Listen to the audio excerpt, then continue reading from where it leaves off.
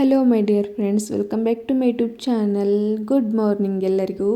ಹೇಗಿದ್ದೀರಾ ಎಲ್ಲರೂ? I hope ಎಲ್ಲರೂ ತುಂಬಾ ಚೆನ್ನಾಗಿ ಆರಾಮಾಗಿದ್ದೀರಾ ಅಂತ ಅನ್ಕೋತೀನಿ. ನಾನು ಅಷ್ಟೇ ನೋಡಿರಿ, ಸಖತ್ತಾಗಿದ್ದೀನಿ. ಈ ವಾತಾವರಣ ನೋಡಕತ್ರ ಒಂದು ಸಾಂಗ್ ನೆನಪಿರತ್ತಿ, ನೀಲಿ ನೀಲಿ ಆಕಾಶ ಅಂತ ಇತ್ತಲ್ರಿ, ಆ ಸಾಂಗ್ ನೆನಪು ಬಂದ್ಬಿಡತ್ತಿ. ಭಾಳ ಅಂದ್ರೆ ಭಾಳ ಸುಂದರವಾಗಿರತ್ತಿ ಬೆಳಗ್ಗೆ ಟೈಮ್ ಈ ಥರ ವಾತಾವರಣ ನೋಡೋಕೆ. ಇನ್ನು ಬೆಳಿಗ್ಗೆ ಸ್ವಲ್ಪ ಬೇಗ ಎಲ್ಲ ಎದ್ದಿರ್ತೀನಲ್ರಿ. ಇವಾಗ ನವರಾತ್ರಿ ಎಲ್ಲ ಸ್ಟಾರ್ಟ್ ಆಗಿಬಿಟ್ಟೈತಿ. ಒಂದು ಸ್ವಲ್ಪ 4 ಗಂಟೆ ಎಲ್ಲ ಎದ್ದಿರ್ತೀನಲ್ಲ, ಕೆಲಸ ಬೇಗ ಬೇಗ ಆಗಿಬಿಡ್ತಾವೆ. ಹೆಂಗೆ ಆಗ್ತಾವೆ ಅಂತ ಗೊತ್ತಾಗಲ್ಲ. ಎದ್ದಿದ್ದು ಬೇಗ ಆದರೆ ವಿಡಿಯೋನ ಸ್ಟಾರ್ಟ್ ಮಾಡಿದ್ದು ಸ್ವಲ್ಪ ಲೇಟಿ, ಯಾಕಂದ್ರೆ ಮಕ್ಕಳೆಲ್ಲ ಏಳರೊಳಗೆ ನಂದು ಎಲ್ಲ ಕೆಲಸ ಮುಗಿಸ್ಕೋಬೇಕು, ಪೂಜೆ ಎಲ್ಲ ಅಂತಂದು ವಿಡಿಯೋನ ಅವಾಗ ಸ್ಟಾರ್ಟ್ ಮಾಡೋಕ್ಕೆ ಹೋಗಲ್ಲ. ಸ್ವಲ್ಪ ಲೇಟ್ ಆದಮೇಲೆ ವಿಡಿಯೋ ಎಲ್ಲ ಮಾಡ್ಕೊತೀನಿ. ಇನ್ನು ರಂಗೋಲಿನೂ ಅಷ್ಟೇ ಸಿಂಪಲ್ ಹಾಕಿದ್ದೆ, ಯಾಕಂದ್ರೆ ರಂಗೋಲಿ ಹಾಕೋಕ್ಕೆ ಜಾಗ ಜಾಸ್ತಿ ಇಲ್ಲ ಅಂತಂದು ಸ್ವಲ್ಪ ಸಿಂಪಲ್ಲಾಗೆಲ್ಲ ರಂಗೋಲಿ ಹಾಕಿ ಪೂಜೆ ಎಲ್ಲ ಮುಗಿಸ್ಕೊಂಡಿದ್ದೆ. ಅಷ್ಟೆಲ್ಲ ಆಗಿ ಮಕ್ಕಳೆಲ್ಲ ಏಳೋರೊಳಗೆ ಸೂರ್ಯ ಕೂಡ ನೆತ್ತಿ ಮೇಲೆ ಬಂದಿದ್ರಿ. ಎಷ್ಟು ಚೆಂದ ಕಾಣತ್ತಲ್ರಿ, ಸಖತ್ತಾಗಿರತ್ತಿ. ಇನ್ನು ಮಕ್ಕಳು ಎಲ್ಲ ಇದ್ದಿದ್ರು, ಅವ್ರಿಗೂ ನಾಷ್ಟ ಎಲ್ಲ ಮಾಡಿಕೊಡ್ಬೇಕಾಗಿತ್ತು. ಹೀಗಾಗಿ ನಾಷ್ಟಕ್ಕೂ ಎಲ್ಲ ಪ್ರಿಪ್ರೇಷನ್ ಮಾಡ್ಕೋತಿದ್ದೆ. ಇವತ್ತಿನ ನಾಷ್ಟಕ್ಕೆ ಬಂದು ಪೂರಿ ಎಲ್ಲ ಮಾಡ್ಕೋತೀನಿ ರೀ, ಮತ್ತು ಪೂರಿ ಜೊತೆ ಆಲೂಗಡ್ಡೆ ಪಲ್ಯ, ಕೊಬ್ಬರಿ ಚಟ್ನಿ ಎಲ್ಲ ಮಾಡ್ಕೋತೀನಿ. ಈ ರೆಸಿಪಿನ ಹೆಂಗೆ ಮಾಡ್ತೀನಿ, ಆಲೂ ಬಾಜಿ ಮತ್ತು ಪೂರಿನ ಹೆಂಗೆ ಮಾಡ್ತೀನಿ ಅಂತಂದು ನಿಮ್ಮ ಜೊತೆ ಶೇರ್ ಮಾಡ್ಕೊತೀನಿ. ಇಷ್ಟವಾಗಿದ್ರೆ ಇವತ್ತಿನ ರೆಸಿಪಿ ಏನಾದರೂ ನಿಮ್ಗೆ ಇಷ್ಟವಾಗಿದ್ರೆ ಒಂದು ಲೈಕ್ ಮಾಡೋದನ್ನು ಮರೆಯೋಕ್ಕೆ ಹೋಗಬೇಡ್ರಿ. ಹಂಗೆ ಅಡುಗೆ ಮಾಡ್ಕೋದು ಅಷ್ಟೇ ಭಾಳ ಅಂದ್ರೆ ಭಾಳ ಸಿಂಪಲ್ಲಾಗಿ ಮಾಡ್ಕೊಂಬಿಡ್ಬೋದು.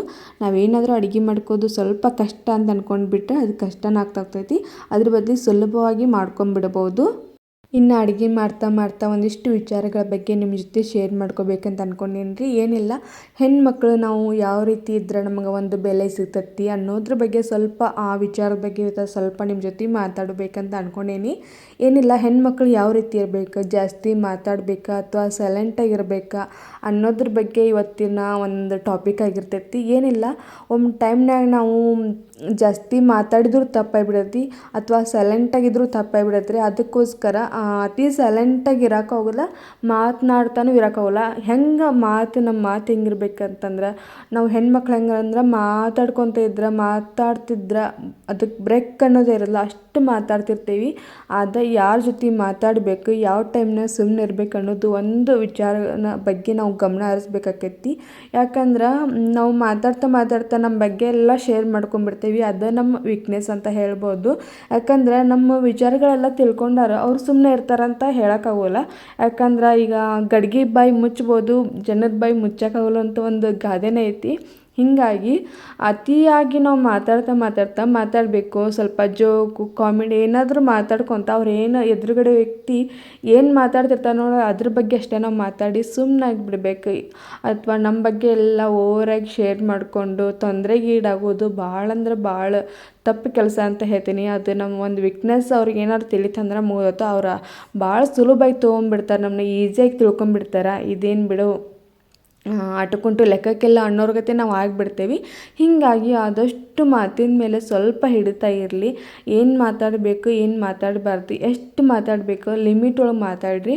ಇನ್ನು ಅತಿಯಾಗಿ ಅದನ್ನ ನಾವು ಮನಸ್ಸೊಳಗೆ ನಮ್ಮ ನೋವೆಲ್ಲ ಮನಸ್ಸೊಳಗೆ ಇಟ್ಕೊಂಡು ಕುಂದ್ರಕ್ಕಾಗೋದಿಲ್ಲ. ಅದನ್ನು ಯಾರ ಮುಂದಾದರೂ ಸ್ವಲ್ಪ ಹೇಳಿದ್ರೆ ಮನಸ್ಸಿಗೆ ನೆಮ್ಮದಿ ಸಿಗ್ಬೋದು ಅಂತ ಏನಾದರೂ ನಿಮ್ಗೆ ಅನಿಸಿದ್ರೆ, ಯಾರು ಪ್ಯೂರ್ ಇರ್ತಾರ ಅವ್ರ ಜೊತೆ ಮಾತಾಡಿ, ಅವ್ರ ಜೊತೆ ನಿಮ್ಮದೆಲ್ಲ ನೋವನ್ನು ಶೇರ್ ಮಾಡ್ಕೊಳ್ರಿ. ಅವ್ರನ್ನ ಹೆಂಗೆ ಕಂಡುಹಿಡಿದಂದ್ರೆ, ಆ ವ್ಯಕ್ತಿ ಜಾಸ್ತಿ ಮಾತಾಡ್ತಿರಬಾರ್ದು. ಅವರೆಷ್ಟು ಸೈಲೆಂಟಾಗಿ ಇರ್ತಾರೆ ನೋಡಿರಿ, ಅಂಥವ್ರು ಇದ್ರಿಗೆ ನಾವು ಸ್ವಲ್ಪ ನಮ್ಮದೆಲ್ಲ ಹೇಳ್ಕೊಂಡ್ರೆ ಬೆಟರ್ ಅಂತ ಅನ್ಕೊತೀನಿ. ಯಾಕಂದ್ರೆ ಈ ಬಾಯಿ ಬಡಕರಂತಕ್ಕೆ ಏನಾದರೂ ನಮ್ಮ ವಿಷಯ ಏನಾದ್ರು ಹೇಳ್ಕೊಂಬಿಟ್ರೆ ಮುಗಿದು ಹೊತ್ತು. ಅದು ಒಂದು ಊರಿಗೆ ಹಬ್ಬುದಿಲ್ಲ, ಒಂದು 4 ಊರಿಗೆ ಹಬ್ಬಿಸಿ ಬಂದುಬಿಟ್ಟಿರ್ತಾರೆ, ಡಂಗ್ರ ಬಡ್ದು ಬಂದುಬಿಟ್ಟಿರ್ತಾರೆ. ಹೀಗಾಗಿ ಆದಷ್ಟು ನಿಮ್ಮ ವಿಚಾರಗಳನ್ನ ನಿಮ್ಮ ಮನಸ್ಸಿನಾಗ ಇಟ್ಕೊಂಡು ಕುಂದ್ರಕ್ಕಾಗಲಿಕ್ಕಂದ್ರೆ, ನಿಮ್ಗೆ ಯಾರು ಪ್ಯೂರ್ ಅನ್ನಿಸ್ತಾರ ಅಂಥ ವ್ಯಕ್ತಿ ಏನಾದರೂ ನಿಮ್ಗೆ ಸಿಕ್ಕರೆ, ಅವ್ರೇನಾದರೂ ನಿಮ್ಮ ಫ್ರೆಂಡ್ಸ್ ಇದ್ರೆ ಅದ್ರೊಳಗೆ ನಿಮ್ಮ ಫ್ರೆಂಡ್ಸ್ ಒಳಗೆ ಆ ಥರ ವ್ಯಕ್ತಿ ಇದ್ದರೆ ಅವ್ರ ಹತ್ರ ಮಾತ್ರ ಅದೆಲ್ಲ ಶೇರ್ ಮಾಡ್ಕೊಳ್ರಿಲ್ಲ.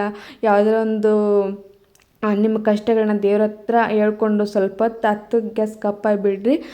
ದೇವ್ರಂದ್ರೆ ಯಾರ ಮುಂದೆ ಹೇಳೋಕ್ಕಾಗೋದಿಲ್ಲ. ಹೀಗಾಗಿ ಆದಷ್ಟು ಹೇಳ್ಕೊಳ್ಳೋದು ಒಳ್ಳೇದಂತ ಅನ್ಕೊತೀನಿ. ಹೇಳ್ಕೊಳಬಾರ್ದು. ಯಾಕಂದ್ರೆ ಯಾರನ್ನೂ ಈಗ ಭಾಳ ನಾವು ಈಸಿಯಾಗಿ ತೊಗೋಬಾರ್ದು. ಯಾವ ವ್ಯಕ್ತಿ ಹೆಂಗಿರ್ತಾನೋ, ಮುಖವಾಡಗಳು ಹೆಂಗಿರ್ತಾವೋ ನಮ್ಗೆ ಗೊತ್ತಿರೋಂಗಿಲ್ಲ. ಹೀಗಾಗಿ ಆದಷ್ಟು ಮಾತಿನ ಮೇಲೆ ಹಿಡ್ತಾ ಇರಲಿ. ಮಾತಾಡೋದು ಓಕೆ, ಸ್ವಲ್ಪ ಕಾಮಿಡಿಯಾಗಿ ಏನಾದರೂ ಎದ್ರ ಟಾಪಿಕ್ ಇರುತ್ತೆ ಅದಷ್ಟೇ ಮಾತಾಡಿ, ಕೆಲಸ ಸುಮ್ಮನಾಗೋದು ಒಳ್ಳೆಯದು, ಬೆಟರ್ ಅಂತ ನಾನು ಅನ್ಕೊತೀನಿ. ಇನ್ನು ಸುಮ್ಮನಿರೋದು ಅಷ್ಟೇ ತಪ್ಪಂತ ಹೇಳ್ತೀನಿ. ಯಾಕಂದರೆ ಎಲ್ಲ ವಿಷಯಕ್ಕೂ ನಾವು ಸುಮ್ಮನೆ ಇರೋಕ್ಕಾಗೋಲ್ಲ, ಸೈಲೆಂಟಾಗಿ ಇರೋಕ್ಕಾಗೋದಿಲ್ಲ. ಇದು ನನ್ನ ಜೀವನದಾಗ ಒಂದು ಆಗಿದ್ದ ಘಟನೆ. ಎಲ್ಲದಕ್ಕೂ ಸುಮ್ಮನೆ ಇರ್ತೀನಿ, ಎಲ್ಲದಕ್ಕೂ ಸೈಲೆಂಟಾಗಿ ಇರೋದು.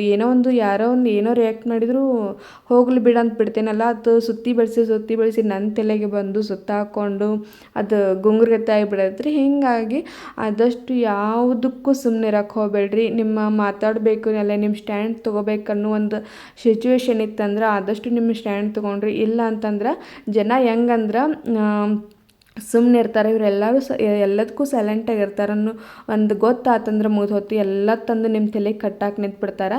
ಹಿಂಗಾಗಿ ಆದಷ್ಟು ಇವಾಗ ಎಲ್ಲದಕ್ಕೂ ಸೈಲೆಂಟಾಗಿರಲ್ಲ. ಯಾಕಂದ್ರಿ ನಿಮ್ದು ಏನಾದರೂ ತಪ್ಪಿತ್ತಂದ್ರೆ ಓಕೆ, ನನ್ನ ತಪ್ಪೈತೆ ಅನ್ಕೋಕು ನೀವು ಹಿಂದೆ ಮುಂದೆ ನೋಡೋಕ್ಕೆ ಹೋಗಬೇಡ್ರಿ. ತಪ್ಪು ಇಲ್ಲಪ್ಪ ಅಂತಂದ್ರೆ ನಿಮ್ಮದು ವಾಯ್ಸಲ್ಲಿ ನೀವು ತೋರಿಸ್ಕೋಬೇಕಾಕೈತಿ. ನೀವೇನು ಅನ್ನೋದು ನೀವು ಅಲ್ಲಿ ತೋರಿಸ್ಕೋಬೇಕಾಕೈತಿ. ಇಲ್ಲ ಅಂತಂದ್ರೆ ಜನ ಎಲ್ಲದಕ್ಕೂ ಸೈಲೆಂಟಾಗಿರ್ತಾರೆ. ಬೇಡ ಈಕಿನ ತಲೆ ಕಟ್ಬಿಟ್ರೆ ಮುಗಿದು ಹೋಯ್ತು, ಅಲ್ಲಿದ್ದ ಪ್ರಾಬ್ಲಮ್ ಮುಗಿದೋಯ್ತು ಅಂತ ತಿಳ್ಕೊಂಡು ಅದೆಲ್ಲ ತಂದು ನಿಮ್ಮ ತಲೆಗೆ ಕಟ್ಟಾಕಿ ನಿಂದಿರ್ತಾರೆ. ಯಾಕಂದ್ರೆ ನಾನು ಇದನ್ನು ಸಣ್ಣವಳಿದ್ದಾಗಿಂದನೂ ಇದೊಂದು ತಪ್ಪು ಮಾಡ್ತೇನೆ ಮುಂದೆ. ಇವಾಗ ಎಲ್ಲ ಅರ್ಥ ಹಾಕ್ಕೊಂತ ಬಂತದು. ಎಲ್ಲದಕ್ಕೂ ಸುಮ್ಮನೆ ಇರಬಾರ್ದು, ಎಲ್ಲದಕ್ಕೂ ಸೈಲೆಂಟಾಗಿ ಇರಬಾರ್ದು. ಒಂದಿನ ಹೇಳಿ ನಮ್ಮ ಮನೆಯವ್ರ ಹತ್ರ ಹತ್ಬಿಟ್ಟೆ, ನನ್ನ ಹಸ್ಬೆಂಡ್ ಹತ್ರ.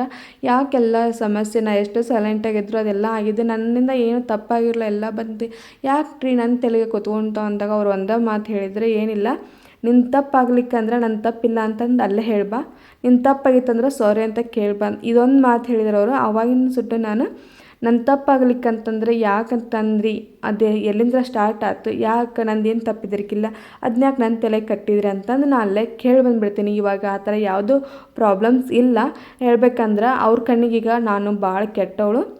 ಪರವಾಗಿಲ್ಲ, ಕೆಟ್ಟವಳಾದ್ರೂ ಪರವಾಗಿಲ್ಲ, ಎಲ್ಲರ ಹತ್ರ ಅವಮಾನ ಆಗೋದು ಕಮ್ಮಿ ಆಗೈತೆ, ಅಷ್ಟೇ ಸಾಕು. ನಾನು ಒಬ್ಬಂಟಿಯಾಗಿ ಬದುಕಿದ್ರು ಪರವಾಗಿಲ್ಲ, ನನ್ನ ಒಂದು ಸ್ವಾಭಿಮಾನನ ಎಲ್ಲಿ ಬಿಟ್ಕೊಡ್ಲಂಗೆ ಬದುಕಾಕತ್ತೇನಲ್ರಿ, ಅದಷ್ಟು ಆತ್ಮತೃಪ್ತಿ ನನ್ನಲ್ಲೈತಿ. ಹೀಗಾಗಿ ಆದಷ್ಟು ಈ ವಿಚಾರದ ಬಗ್ಗೆ ನೀವು ಸ್ವಲ್ಪ ಗಮನ ಕೊಡ್ರಿ. ಯಾಕಂತಂದ್ರೆ ಜನ ಯಾವ ರೀತಿ ಇರ್ತಾರಂತಂತ ಅವ್ರ ಮನಸ್ಸನ್ನು ನಾವು ಅರ್ಥ ಮಾಡ್ಕೋಕ್ಕಾಗಲ್ಲ. ಯಾಕಂದ್ರೆ ಎಲ್ಲರ ಮನಸ್ಸು ಎಲ್ಲರಿಗೆ ಅರ್ಥ ಆಗಿರೋದಿಲ್ಲ. ಆದಷ್ಟು ಎಲ್ಲಿ ನೀವು ಸೈಲೆಂಟಾಗಿರಬೇಕು ಅಷ್ಟು ಸೈಲೆಂಟಾಗಿದ್ದು ಬಿಡ್ರಿ. ಎಲ್ಲಿ ನಿಮ್ದು ಮಾತಾಡೋದು ಅವಶ್ಯಕತೆ ಐತಿ, ಎಲ್ಲಿ ನೀವು ಸ್ಟ್ಯಾಂಡ್ ತೊಗೋಬೇಕು ಅಲ್ಲಿ ನೀವು ಆದಷ್ಟು ಮಾತಾಡ್ರಿ. ಯಾಕಂದ್ರೆ ಜನ ಹೆಂಗಿರ್ತಾರಂತ ಹೇಳೋಕ್ಕಾಗೋದಿಲ್ಲ. ಅದಕ್ಕೋಸ್ಕರ ಆದಷ್ಟು ಕೇರ್ಫುಲ್ಲಾಗಿರಿ. ಹಂಗೆ ಇವತ್ತಿನ ಒಂದು ಟಾಪಿಕ್, ಇವತ್ತಿನ ಒಂದು ರೆಸಿಪಿ ನಿಮಗೆಲ್ಲರಿಗೂ ಇಷ್ಟವಾಗಿತ್ತು ಅಂತ ತಿಳ್ಕೊತೀನಿ ರೀ. ಇವತ್ತಿನ ರೆಸಿಪಿ ನಿಮ್ಗೆ ಏನಾದರೂ ಇಷ್ಟವಾಗಿದ್ದರೆ ಪ್ಲೀಸ್ ಒಂದು ಲೈಕ್, ಶೇರ್, ಕಮೆಂಟ್ ಮಾಡೋದನ್ನು ಮರೆಯೋಕ್ಕೆ ಹೋಗ್ಬೇಡ್ರಿ. ಹಂಗೆ ಇನ್ನೂ ಯಾರಾದರೂ ನನ್ನ ಚಾನಲ್ಗೆ ಸಬ್ಸ್ಕ್ರೈಬ್ ಮಾಡಿಲ್ಪ ಅಂತಂದ್ರೆ ಪ್ಲೀಸ್ ಸಬ್ಸ್ಕ್ರೈಬ್ ಮಾಡ್ಕೊಂಡು ವಿಡಿಯೋನ ಪೂರ್ತಿಯಾಗಿ ನೋಡಿ ಅಂತ ಕೇಳ್ತಾ ಇವತ್ತಿನ ವಿಡಿಯೋನ ಎಲ್ಲಿಗೆ ಎಂಡ್ ಮಾಡತ್ತೀನಿ. ಮತ್ತೆ ಮುಂದಿನ ವಿಡಿಯೋಲಿ ಸಿಗ್ತೀನಿ. ಎಲ್ಲರಿಗೂ ಧನ್ಯವಾದಗಳು.